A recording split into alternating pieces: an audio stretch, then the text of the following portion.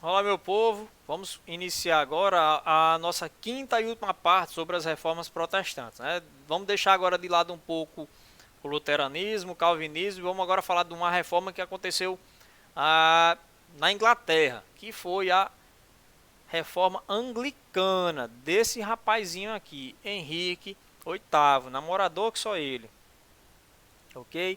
Então, o anglicanismo. Como foi que surgiu o anglicanismo? Né? Então, vamos lá. Ó. Tudo começou, pessoal, quando Henrique VIII ele entrou em disputa com o Papa. Né? O Papa da época era Clemente VII. Então tudo começou com a disputa política e pessoal entre o rei da Inglaterra, o cara não era ninguém, não, era só o rei da Inglaterra, contra o Papa Clemente VII na época. Por quê? Porque Henrique VIII queria que o Papa anulasse o seu casamento com Catarina de Aragão. Parece coisa de novela. O rei não quer mais estar casado com a esposa, pediu ao Papa para anular o seu casamento. Naquela época era a igreja que formalizava todos os casamentos da nobreza europeia. Tudo tinha que ser passado pelas normas da igreja. E o Papa vai dizer, não, não vou separar não. Não existe negócio, não aceito divórcio, não tem para que divórcio se ela está viva. Não faz divórcio a igreja. Henrique, com raiva, usou isso como motivo para expulsar a Igreja Católica de dentro da Inglaterra. Observe, pessoal. Esse rompimento entre a Inglaterra e a Igreja não aconteceu por causa que Henrique queria separar. Observe, ele apenas usou isso como um pretexto. Ó, ele já era interessado nas terras da Igreja. A Igreja tinha muitas terras dentro da Inglaterra e o rei era doido por essas terras, por essas riquezas. Ele queria uma maneira de tomar posse de tudo isso. Né? E você não simplesmente chega e pega as terras da igreja e pronto. Não. Então o que, é que ele vai fazer? Ele precisava de um estopim, ele precisava de um motivo para essa briga. Então ele vai dizer, né, como ele já não amava mais Catarina de Aragão, ele vai exigir que o Papa anule o seu casamento. O Papa vai dizer que não anula, e o que é que ele faz? Ele assina um ato de supremacia. Era um documento que o rei da Inglaterra passa a ser o chefe da igreja na Inglaterra, ou seja, o Papa não tem mais nenhuma autoridade dentro da Inglaterra. E aí ele casou-se com Ana Bolênia, depois se separou e casou-se 4 vezes, ou seja, Henrique VIII casou 6 vezes, ele teve 6 esposas, Catarina de Aragão, Ana Bolênia e outras 4. Depois que ele se tornou líder da igreja, ele agora estava casando e descasando, porque ele que mandava.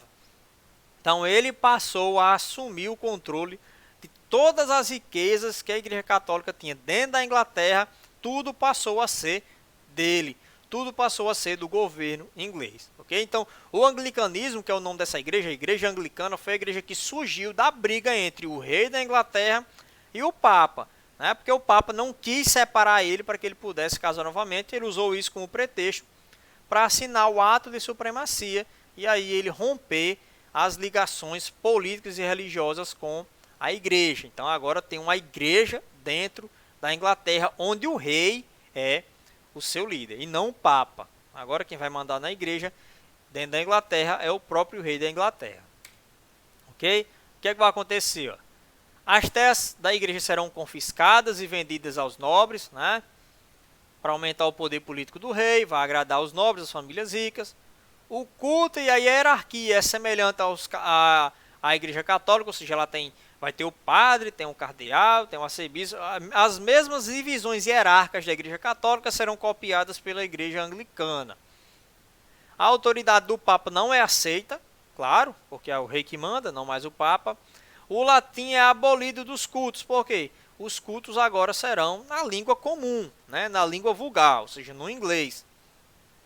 E na liturgia da igreja anglicana vai ter características católicas e também características calvinistas, ok? Então lá as igrejas lá vão ter símbolos, vão ter imagem de santo, mas a salvação não se baseia na adoração a esses santos, e sim na fé. Então era tipo uma mistura de igreja católica com igrejas crentes, misturou, deu o anglicanismo, ok?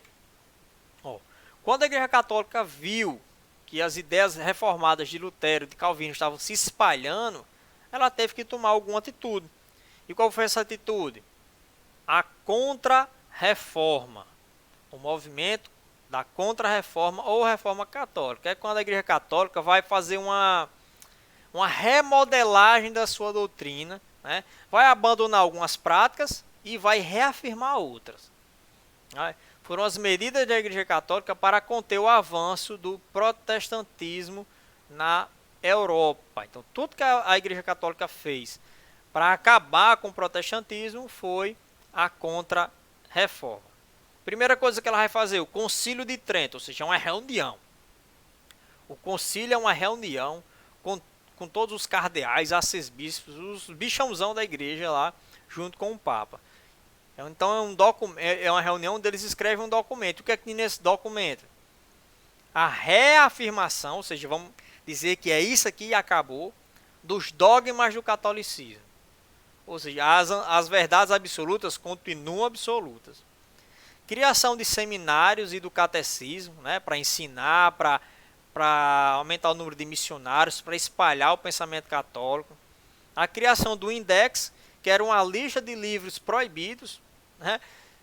O que mais tinha nesse index eram os livros de Lutero e de Calvino. E a reativação dos tribunais do Santo Ofício, que eram tribunais que julgavam, investigavam e condenavam pessoas condenadas de heresia. Okay? Foi criado também para espalhar a doutrina católica pelo mundo a Companhia de Jesus, né, do famoso Inácio de Loyola, o espanhol Inácio de Loyola. Eles vão se aproveitar das grandes navegações para espalhar o catolicismo por todo o mundo. Então, para onde Portugal e a Espanha ia com seus barcos, o catolicismo ia junto. Por isso que aqui no Brasil foi realizado logo uma missa quando os portugueses chegaram aqui, ok?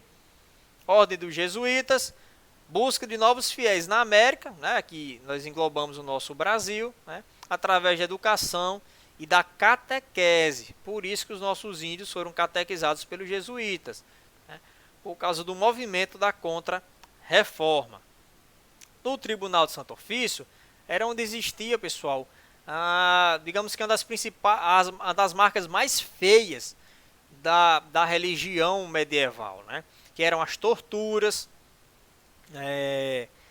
queimando pessoas vivas, todo mundo que fosse acusado de heresia, bruxaria, fosse infiéis ao catolicismo, poderiam ser torturados com coisas que a gente não consegue nem imaginar. Aqui são algumas gravuras, né? Toravam as pessoas no meio, furavam o rosto, enfim, é um negócio muito cruel. Tomás de Torquemada, né, um dos principais inquisidores espanhóis, lembrando que na Espanha foi onde a Inquisição, ou seja, a condenação e a execução de hereges foi mais forte, né? Cerca de 3.000 mortos dentro da Espanha. Então, quem fosse condenado por esse tribunal de heresia ou de infidelidade à igreja ia sofrer com uma violência absurda, ok? Ó, aqui são algumas gravuras que mostram, né? Isso aqui, ó, forçava a pessoa a deitar aqui e essas lâminas cortavam o corpo da pessoa. Esse objeto aqui era para separar o corpo da cabeça. Enquanto eles torturavam a pessoa, iam enforcando e tirando a cabeça do corpo da pessoa. Então, por que faziam essas torturas? Porque muitas vezes as pessoas que eram acusadas se escondiam. Mas aí eles prendiam um e torturavam a pessoa até ele dizer onde estavam os outros membros daquela igreja protestante. Okay? Aqui era onde eles colocavam a pessoa dentro, trancafiada, em um lugar fechado, cheio de pregos, né? Então, tudo isso para torturar aqueles que eram condenados de heresia. Okay? Então, houve a reforma e houve também a contra-reforma. Perseguir os protestantes, queimar os seus livros para barrar o avanço das ideias protestantes. Não deu certo. Apesar de toda violência, está aí a igreja protestante em toda esquina. Ou você tem um bar, ou você tem uma igreja, né? Uma igreja de crente. Então não deu certo mesmo com tanta violência.